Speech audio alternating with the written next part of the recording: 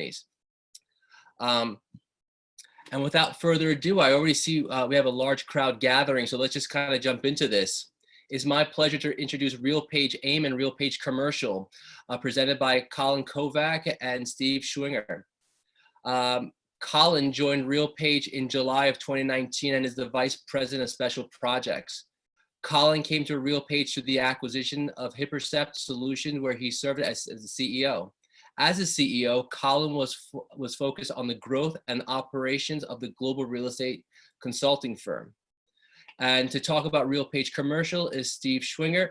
Steve joined RealPage in 2011 and spent 3 years on the sales engineering team helping create financial suite solutions. In 2014, he accepted the position of controller of a realty investment group in Boulder, Colorado, working directly with owners and investors. There he focused on scaling corporate and property operations to meet acquisition growth, which included a systems conversion from Yardi to RealPage.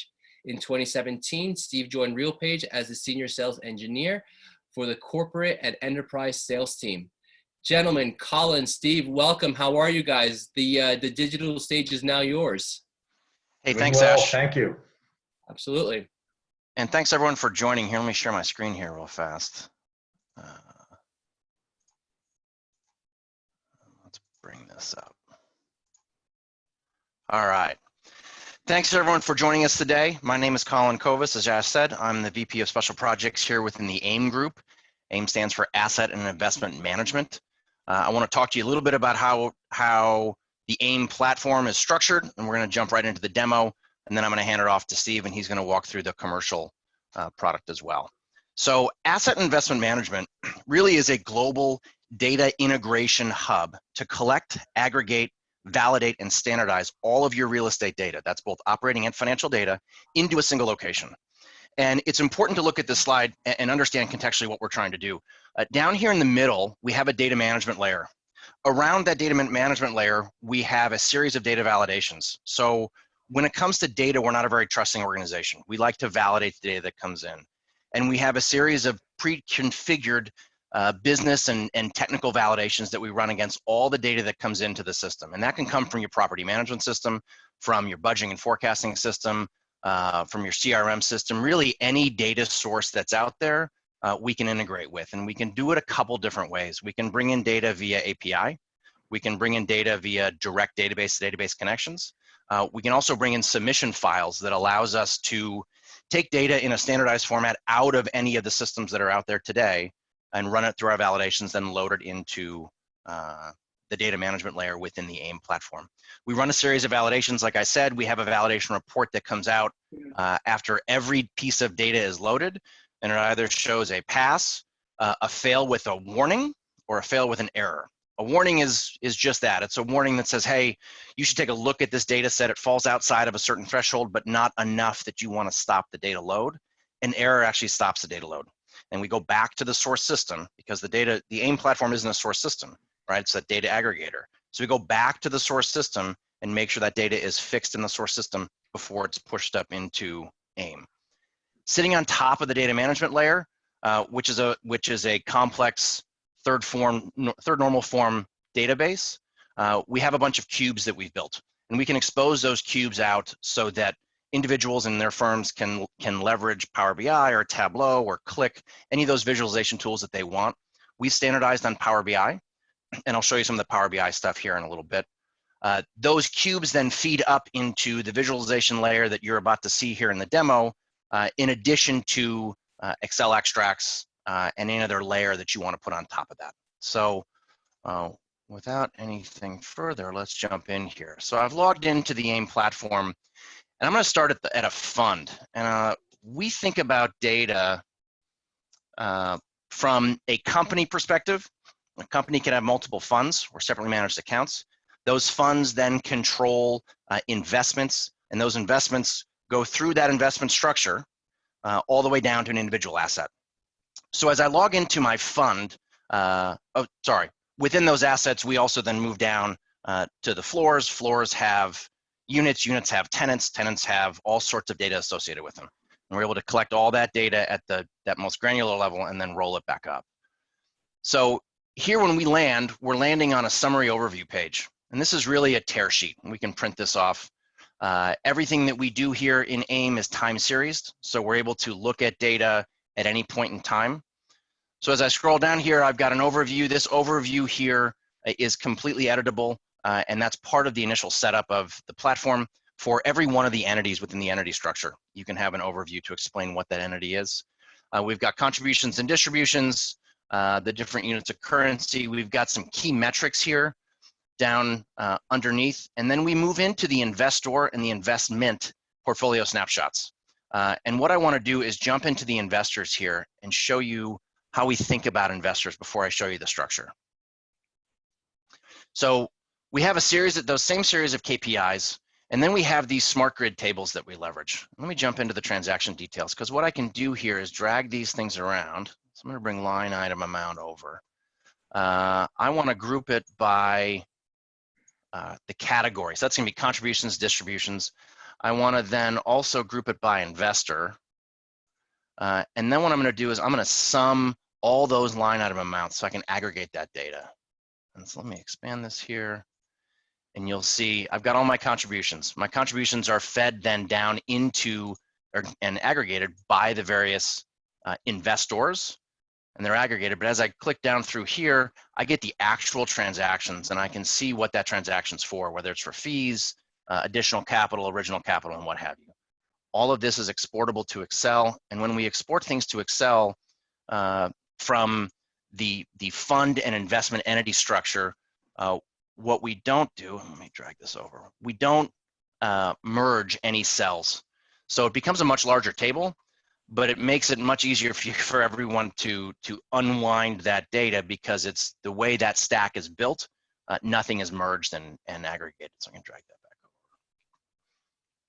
Same thing on the investment side. I want to jump into the structure here real fast. We have a dynamic structure diagram that shows you right now we happen to be focused on this particular fund.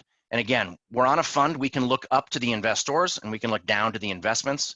And those investments can be into another fund. They can be into a holding company or some LLC, an SPV, whatever blocker corps you guys want to have. All those levels and layers can be very easily configured. And again, it's point in time. So I can come down here, I can see that I've invested into this particular fund. This fund invested into a holding company. That holding company invested into a particular asset. We then also have all of that's exportable to PDF, and you can look at it again, point in time. We do have a ledger, which would be the fund level chart of accounts that you're able to map in. So as we collect data, we can collect it in multiple different charts, map that into a standardized chart of accounts within the system, and then all that data is flowing the same way. So what I'm going to do real quick is jump over to our individual assets. So everything we do is also mappable. So I can sort, I can show you on the map where all our assets are, but I can also sort by any of these property attributes. And this could be by asset manager, by MSA, by city, by anything you want, including brick color if you wanted. So we can customize those attributes and apply them to an individual property. You can then sort and filter by that. So I'm going to come back to the grid view. I'm going to look at our office properties. I'm going to come here to 53 State. So as I come into an editable profile page where I'm able to edit any of the information on this page, including acquisition price. We can customize those fields and add fields for you as you see fit. I'm going to quickly jump to the dashboard here. So as I come into the dashboard, we have a series of financial and operational metrics. Again, we look at data both on the operational side and the financial side. So we bring in detailed rent rolls, rent steps, and I'll show you some of the lease activity stuff that we have here in just a second. So all of this is done obviously by date again, so we can look at any point in time. We can compare to any series of metrics, to budgets, to last quarter, to a year ago. We can show trailing 12 year to date. We also are multiple currency. So as you have assets around the globe, we can have the various local currencies, reporting currencies, and then an aggregation currency if that's how your fund is structured. So as we scroll through these various KPIs, we come down, again, we have photos and maps, and then we have a quick cash flow summary. So I can come in here and look at all these different metrics, and I can compare them trailing 12 or year to date. I also have a very high level top tenants dashboard here, which shows me my top tenants by rent or leased area, and I can have any number of tenants. I can also sort and filter by any of the columns as well. A quick lease expiration exposure, and then a summary of that as well, along with some of our debt summary information. We also have all of our files and what we call packages here on the right-hand side. And those packages are how we take data and load it into the system, whether it's coming out of MRI or Yardi or some other system. We can take a package, load it through and push it through a workflow, and that workflow is completely customizable. And it can go internal and also external outside of the AIM platform if there are other systems and folks that we have to interact with. So I'm gonna quickly jump into leasing here. So we have our leasing summary information here. Again, this is all point in time. We have much more detail into our exposure. Now I can start actually digging into the individual leases. So here I see I've got individual leases that are expiring in the next 12 months. I've got some lease trend information as well, and some other metrics here along the side. But let's jump into this particular lease. So I can come in and I can see all my various rent steps. I've got LCs and TIs, any notes and options. But I can also attach documents. So this is where I could actually bring up a lease abstract document and load it into the system. I can also bring up the final executed lease as a PDF and load that into the system as well, so that all of that documentation around that particular lease lives within the system, so it's very easy to navigate to. As I click over here to leases, you'll see we've got all of our leases, and it's all the same stuff that you just saw. Leasing pipeline, we have an integration with VTS. We also have leasing activity native here within the system. So you'd be able to see if it's feeding from VTS, you can see the activity that's taking place on that particular property. You can also come in, and this happens to be a spec lease that we pulled in here. So you can see what's been proposed by the leasing agent, TIs, LCs, all that stuff, and that can feed into your budgets. We do have budgets. We've got a 10th floor budget here. This just shows you the very high level budget information for that particular renovation. And then we have a stacking plan. This is color coded and again, date sensitive. So I can come and look at this. Let's look at 18, change the date, stacking plan changes. I can dive down into each one of these and actually go back down into the lease that we just saw a second ago. All of this can be sent as a PDF. If you had multiple buildings within your asset or within your property, those buildings would show up here, and you're able to configure your buildings on this tab, and then also configure your floors. We have loan information. We have an integration with Chatham Financial. You can also import or input loan data. As I come in here, I can look at the key metrics for this particular debt. This is debt as a liability. We also have the concept of debt as an asset that we're able to pull in here as well. Close out of there. Valuation, we're able to integrate with valuation data. We have a product called Fuel, which Steve is going to talk about here in just a little bit, which is a discounted cash flow valuation tool for real estate assets.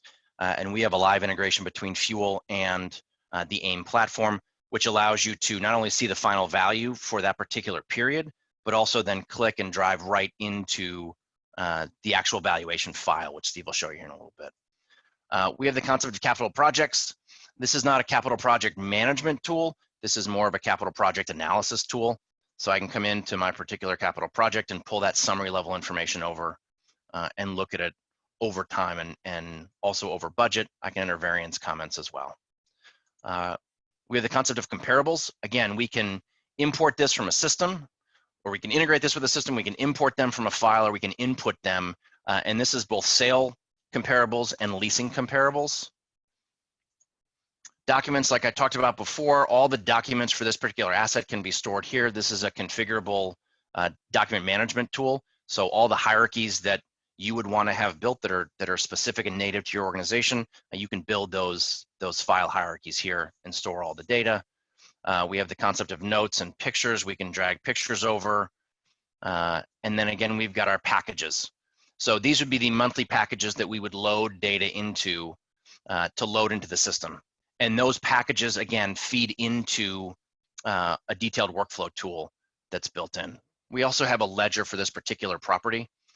And this shows all of the accounts that this property is using and all the data that goes into it. We have budgets and forecasts transactions, valuation, and then we're obviously integrated with CREtech, and that integration is continuing to grow as we speak. So I want to show you some reporting stuff. This is at the property level. So we have property dashboard. We come up here, we have our consolidated portfolio level dashboards. This happens to be for my office properties across my portfolio. I can select all of my funds or an individual fund. I can group it by region and also by country. I can look at it by closed assets, assets that were acquired in the last 12 years, any one of those attributes. And again, we've got our financial and operational metrics. We've got a cash flow summary, very similar to what we saw at the asset level, but this is rolled up across a particular property type and across a particular portfolio. So what we've done here, this is native embedded analytics within the system. We have started migrating some of these analytics to sit on top of those cubes like we talked about at the beginning, leveraging Power BI. And let me show you the Power BI dashboards. It's the same data that we have here in the embedded analytics, but we're leveraging Power BI to do that. And so for those of you familiar with Power BI, it's the tabs at the bottom, which is the pretty standard Power BI layout. We're also here able to select and turn on and off individual properties. So I've got an overview, I've got a financial summary, which has those key financial metrics. We can look at loan data as well. And then I've got an operational summary, which shows those operational metrics. Obviously, all of these, as I click and drill, everything changes within this particular page. So all the tiles are linked together. We have the concept of reporting as well. So we have standardized reports, and these standard reports can be run, these are income statements, budgets. These are the typical paginated reports that an organization uses on a periodic basis, whether it's weekly or monthly or quarterly. Those old school PDF reports that people print and mark up and then sometimes scan and send back to other folks. We also have the concept of ad hoc reporting, and we call that Portfolio Explorer. I think this is one of the most powerful parts of the application. So I'm going to drag over my office portfolio. All of these dimensions you drag over onto the screen and it builds the query for you. So I'm going to come here, I'm going to grab some data. I'm going to just do a quick financial report. So we're going to do an income statement. And it generates that income statement on the fly. If I expand this, it shows all the properties and components that feed into that consolidated income statement. Let me reset that. I'm going to grab Office again. And this time I'm going to do an income statement. I'm going to grab my budget as well. And on the fly, build a budget analysis. So I've got my variance in dollars and also in percentage for that consolidated property. Properties. I can summarize this as well and bring it down into a much more manageable set of data. I can do the same thing with a balance sheet. And there's my balance sheet. Again, I can summarize my balance, it's summarized. I also, like one of the more fun things is the ability to create ad hoc reports with any of the various metrics and KPIs that we have here in the system. So I'm going to bring over my LTV. I'm going to grab, let's grab NOI. I'm going to come here into leasing, and I want to look at my rent per foot, physical occupancy, and then just because I'm going to grab my 1 quarter and my 1 year return. And so now I've built a complex report answering complex business questions that are coming from consultants, internal constituents, investors, investment management partners, JV partners. I've built this stack of information on the fly. I can export that to Excel. And then what's really cool about this, so let me bring this one over. You can see I've got all the same properties and I've got all the same columns here at the top. But what I have here now, let me make this a little bigger for you guys,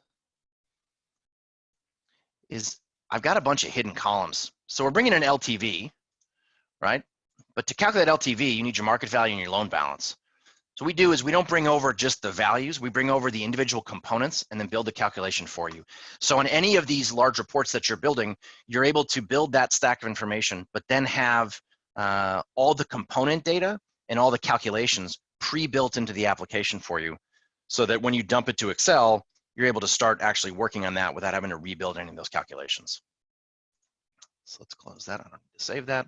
I can save any of these queries that I build, and I can share those queries with anybody within the organization as well. So I'm able to build this query once, go on and do something else, and then come back to that query at a later date, and all that data for that particular period loads up. Oh, again, we've got workflow and a whole set of administrative tools that go into setting all of this stuff up. And anybody that has any questions, I'm more than happy to. That's about all I wanted to show you guys right now. I'm going to hand it over to Steve here. For any questions that you guys have, please feel free to put them into the comment section, and we will get to those questions. I think we're going to do Ash questions at the end, was my understanding. So I'm going to stop sharing here and hand it over to Steve.